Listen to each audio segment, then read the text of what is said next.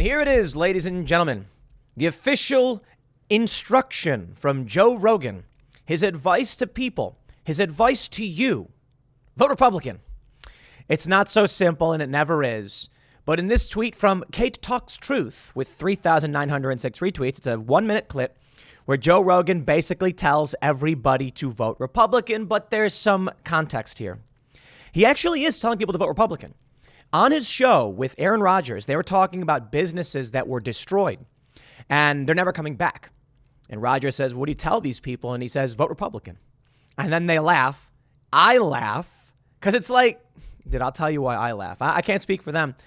I never would have imagined that by this point in my life, I would be voting Republican. No, I mean, look at the way I dress. Look at the music I put out. We put out a song on Friday, Only Ever Wanted, and it's like alt-rock, I don't know, weird alt-rock genre-ish, whatever. Certainly not right-wing Republican-esque or anything like that. And here we are now laughing with Joe Rogan because he smirks and says, vote Republican, because you have to. All of these lockdowns. He mentions, you look at DeSantis. He kept things open. I mean, it was locked down for a second. They reopened things. Florida's doing really, really well. Joe then brings up that more than 1 million people switched to the Republican Party, which is really good news. But here's what I want to get into with this segment. I want to play this clip for you guys. Joe's fantastic. I think he's a down-to-earth guy, and this is why they hate him so much. They really do. They do not like the fact that Joe Rogan has such powerful cultural influence, and now they're gloating. Meghan Markle has displaced Joe Rogan. Oh, please. It's not the first time another podcast has popped up in the top of the rankings above the Rogan Experience. For some reason, Joe Rogan just continually dominates and consistently holds the top of the charts. Congratulations to Meghan Markle. I mean, no beef. It's great if she's got a podcast that people want to listen to. I just don't think it's going to maintain that level like Joe Rogan's show does. This is why they don't like him, though. Joe's coming out on the most influential podcast talking about opposing the vax mandates, giving you the real story from Aaron Rodgers, NFL, about how a Stooge came in and told them, here's why you have to get the vaccine. And he started asking questions and like, I don't have answers for you. It's a crazy story. When Aaron Rodgers was like, how does liability work? If we're being required to do this. And who he called a Fauci Stooge was like, I don't know. I'm not a lawyer. This is down to earth stuff. And I think, there's something really interesting here. In the Rogan Experience with Aaron Rodgers, he points out that Big Pharma was 75% of TV advertising, I think in 2020. And I thought to myself, Joe, there's no way.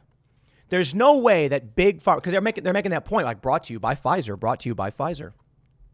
I don't know if you've seen that video where all these news outlets are brought to you by Pfizer. And then I realized something. And I think I realized something about the pharmaceutical industries and what's currently happening, and a potential hypothesis that I have for the work we're doing, the song we just put out. Let me show you this. Let me see. Statista. Joe Rogan was right. I mean, I don't think Joe is often wrong, to be completely honest. I should say this. Joe gets things wrong the same as I do and everybody else, but Joe reads this stuff. He knows what he's talking about. And of course, I fact check stuff. So when Joe said 1 million Republicans switched, 1 million registered voters switched the Republican Party, I already knew that, but I did pull up the source and we'll go through it. When he said 75% of TV ads was pharmaceuticals, I said, no way. There's no way. From Statista, pharmaceutical industry TV advertising spending in the U.S. from 2016 to 2020. They write, June 5th, 2021, published by A. Gutman, pharmaceutical industry TV ad spend. In 2020, the pharmaceutical industry spent $4.58 billion on advertising on national TV in the U.S., unsurprisingly representing a big shift in spending compared to the 2019 pre-COVID market. In 2020, TV ad spending of the pharma industry accounted for 75% of the total ad spend. Whoa! 75%. So these companies know who butters their bread. All right, let's mix the story with a self-aggrandizing promo. I mean that somewhat facetiously.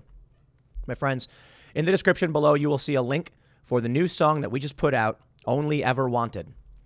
You can buy the song on Apple if you would like to help us smash the charts. We've been sitting at number 2 on iTunes all songs, for the entire platform, all music, we are number 2. Help us beat Britney Spears and Elton John. I don't know if we can. Come on, man.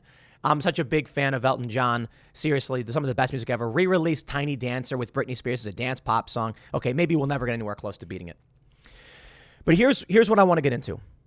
As I'm reading this news about Joe Rogan, and I'm thinking about the fact that so let me say this. We've been basically blacklisted. No one is writing about the fact that we released a top charting song. And I'm laughing to myself saying, of course not. I was hanging out at the casino and there was a guy, Matt, he was a fan. And he was like, I love your show. My friend watches your show all the time. And I asked him if he heard about the song. He said, no. And then he laughed and said, but I'm willing to bet the media won't write about it, right? And then I laughed and said, you're absolutely correct. We have our communications people reaching out and they're like, not interested, not interested, not interested. And I'm like, why is this? How is it that Hold Me Closer, number 1, God Did, DJ Khaled, number 3, they get write-ups, only ever wanted number 2, no write-up. I'll tell you why. And it's completely related to what Aaron Rodgers and Joe Rogan were talking about. The pharmaceutical industry makes up all the advertising, some of the biggest advertising. And it just so happens that Pete Parada, they're saying that he was fired for being anti-vax. The Daily Wire writes it up. Tim Pool releases first single with ousted Offspring drummer Pete Parada. My major shout out to the Daily Wire. This is the game, my friends. We have forced our way into their insiders club. We are not supposed to be able to do that. They're supposed to control the machine. John Rich's song Progress didn't hit the top. It hit the top of the charts. Didn't get featured. Got some write-ups though. You can't deny when that song went with a song that big.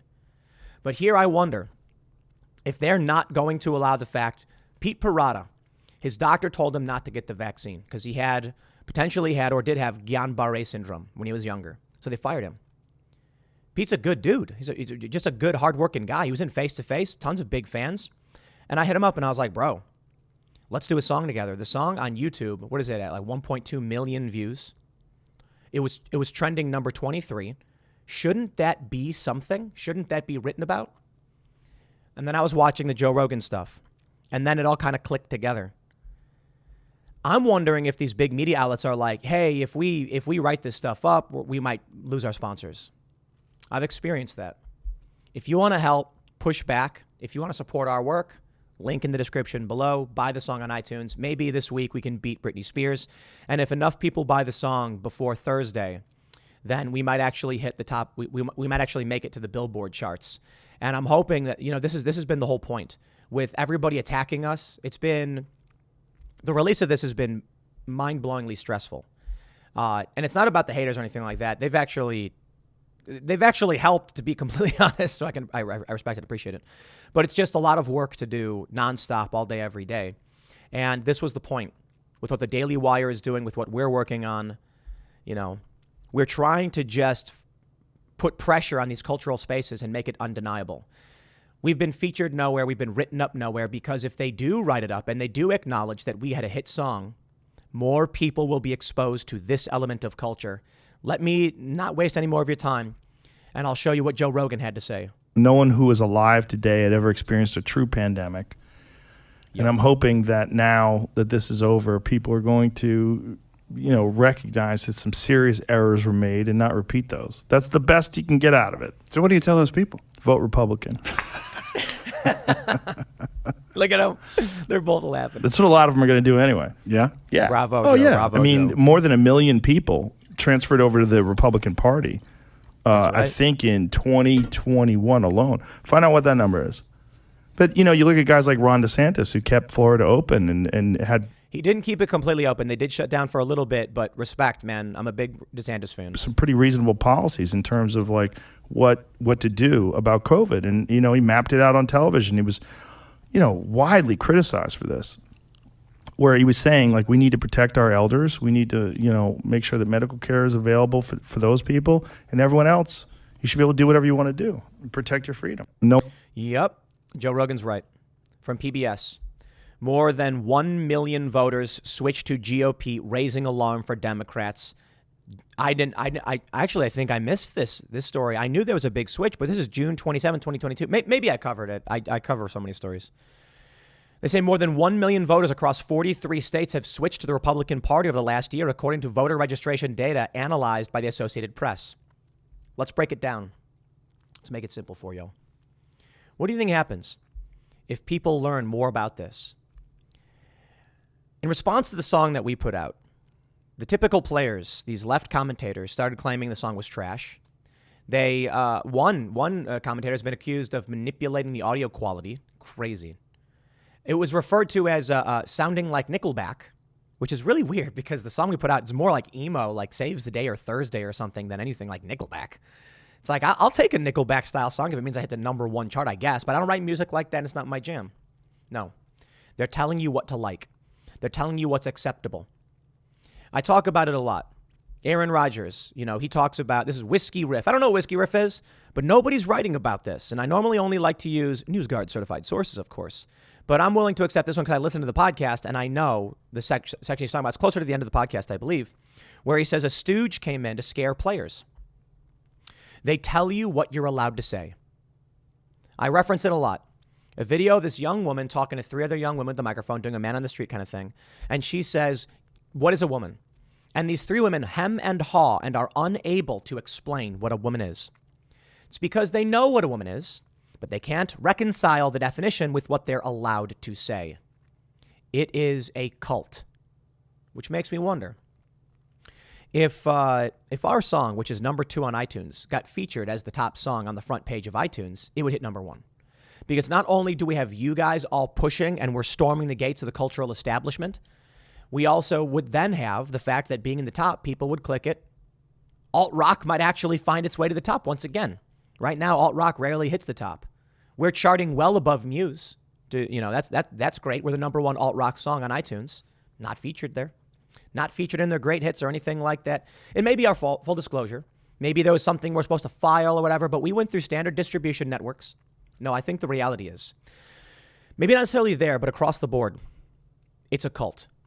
When people find out that you can vote Republican, when people find out it's okay to cross through the flames, life persists. They do. The only way they can win is if they keep you in fear, telling you must hate this. It's not good. I don't think everybody, I don't think everybody likes Joe Rogan. I don't think everybody likes Aaron Rodgers. I don't think everybody likes me or will like the song we put out. But it's weird how hateful they are to all of it. That's the crazy thing. It's not the opposite of love. It is fear. When Joe Rogan talks about this, the reason they got to smear him and attack him, and Aaron Rodgers as well, and call him anti-vax, they call Pete Parada anti-vax, even though he never refused. His doctor told him not to get the vaccine. What is he supposed to do? Not listen to his doctor? Isn't that crazy? YouTube says that you can't tell people not to go see a doctor. I tell people, go see your doctor and talk to them. Well, Pete Parada did that. And his doctor said no. So they call him an anti-vaxxer because it's a cult. Take a look at this.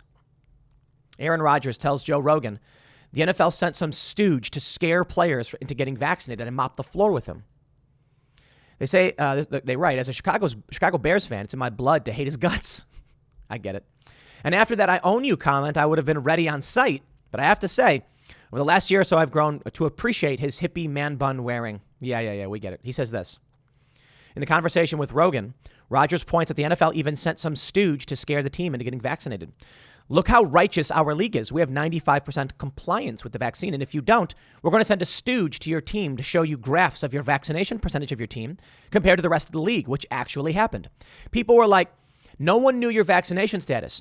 You liked to your teammates. No. Day 3 of training camp, they sent a stooge in, and he showed these slides of your vaccination percentage as a team. What are you compared to the rest of the league? And I started asking him questions about liability. Oh, I'm not a lawyer. Okay, cool. You're in here talking about these different things, and you don't talk about anybody's personal health issues. There's 0 exemptions. You took out religious exemptions. You took out PEG exemptions. You took out anybody's ability to have an opinion, and I don't want to do this. Well, it's not only going to affect your day-to-day status on the team, but your ability to get a job, your ability to keep a job, your ability to get a tryout if you get cut from the team. Also, you can get above 90%. That's it right there. I don't know, man. Maybe it's not. I don't want to drag. I don't want Pete's whole narrative to be that he refused to get the vaccine. So for that, I apologize, Pete, because you make great music and you really helped make this song come alive and bring out that energy. But I have to wonder if a component to the resistance of writing about the fact that this song was number 23 trending on YouTube, number 2 on iTunes, is the fact that maybe it's something more than just ad rates.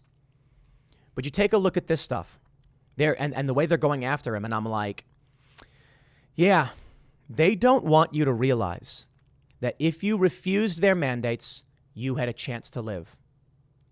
I talk to a lot of people, and they say they got the mandate because they had no choice to keep their job or their job required travel.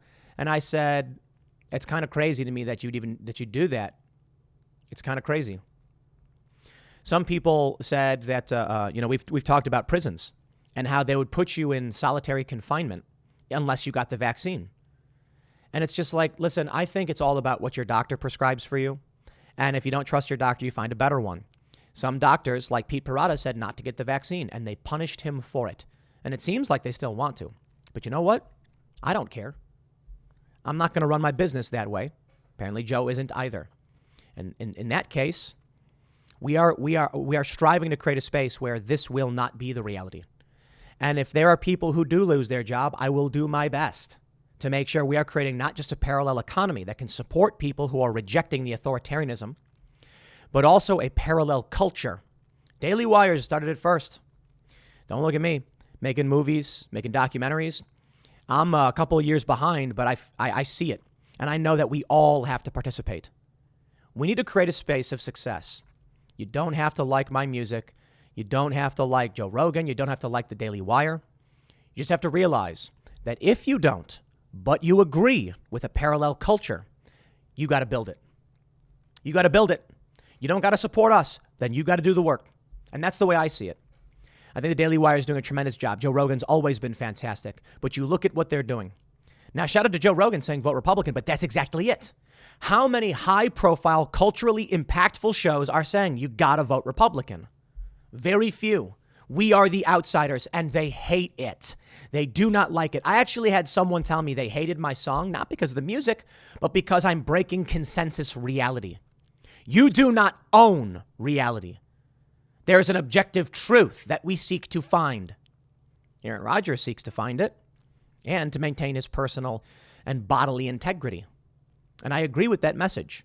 And so my attitude is this. If they're going to fire you from one of the biggest bands in the world because you took your doctor's instructions, and they're not going to provide exemptions at these venues based on that, we have a very serious problem in our culture that I will not stand for. That is discrimination on medical disability. We have the EEOC for this. You can't fire someone because of a disability. You have to accommodate them. I don't think it's always the right thing to do. Some people can't do a job. You know, if somebody is unable to walk, I'm not going to ask them to do a job that requires heavy lifting and running. Maybe they can operate some machinery or something using their hands. We'll try and make it work. We want to support people. But in this instance, to fire someone because their doctor gave them instructions, we have crossed that line. They want you to live under their boot, and they will not accept it when we create spaces in opposition to that. And so this is where we are. You know, it's a lot of work putting out, music and all that stuff, and it's been a headache, but it's been amazing. And we've got more ready to go. We are going to be consistently putting out music for the next several months and probably forever. And we're going to be signing other bands, and we're going to be building culture. Deal with it. They want to own and monopolize culture. And we've got to create those spaces to say no. We got to create a space where when a football player is sitting there and the Stooge comes in and says, everyone else did it, and if you don't, you'll have to forfeit your game or be fired. That's what he said. He was saying that they would make you forfeit your match, and you would get, look at this. They scared teams and said if you had an outbreak caused by a non-vax player, you not only forfeit that game, but you wouldn't get paid for that week. And so you're a player, and you're like, what do I do if I get fired? Where do I go? Yeah, where do you go? It's your career. It's everything. We have to do everything to make sure they can't own the economy. And we need parallel economies and parallel cultures. There already is a parallel economy and culture, mind you. They cancel people, they fire people, and what happens? They find a way. And now we're building something. The Daily Wire is building movies and shows. We're doing some shows. Granted, our budgets are substantially lower, but we're building it over at timcast.com. We're making music, and now they're getting scared because we have right now, currently, number 2 on iTunes. You know what that means? It means the next song we put out is likely going to be a hit. The next song we put out is likely going to be a hit because it's more than just the music. It's a movement and it's a statement. We are building something.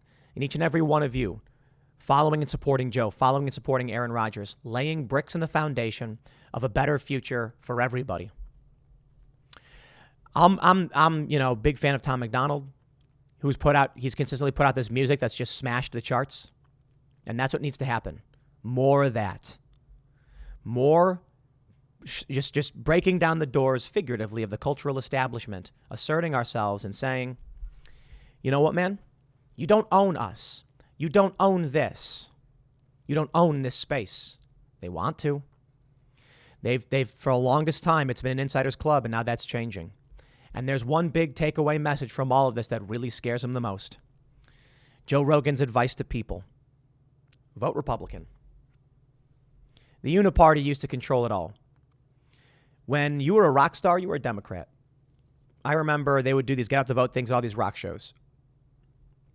We're going to change that. We're going to bring dance music, pop music, indie rock, indie dance. We're going to bring all that.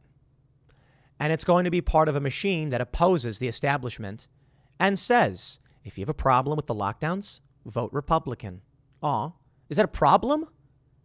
I don't care about the political parties. I care about who is destroying the working class. And it's the Democrats. Support of Antifa, support of BLM, support of the riots, support of the lockdowns. You want to learn your lesson? You're going to. We are going to assert ourselves in your spaces. And like Joe Rogan said, while smoking, I think they're smoking cigars, vote Republican and then laugh. Because people are going to do that. And if it weren't for shows like Joe's, if it weren't for people like Aaron Rodgers, then people would not be getting that message. Let's build those cultural spaces. I get a lot of messages from people. They make music. They want us to, sign them and help produce their music. We are hoping to do just that. If our music is successful and the operation works, which I clearly think it is. Number 23 trending on YouTube. I think it's the highest I've ever. No, I think 10 years ago I was trending on YouTube at like number 3 or something. But in recent history, I'm looking at the numbers and I'm like, Timcast IRL should be a trending show. But it's not. Funny how that works. So I'm really excited. We have to do a big push this week because we have until Thursday to get those numbers in. Because I'll tell you what would grind their gears so much more with all their hatred and their fear that we're invading their spaces is a Billboard Hot 100 song. But we'll see. You got to wonder about it, I guess. But shout out to Joe. We'll see how things play out in this coming November. Thanks for hanging out. I'll leave it there. Next segment will be at 1 p.m. and we'll see y'all then.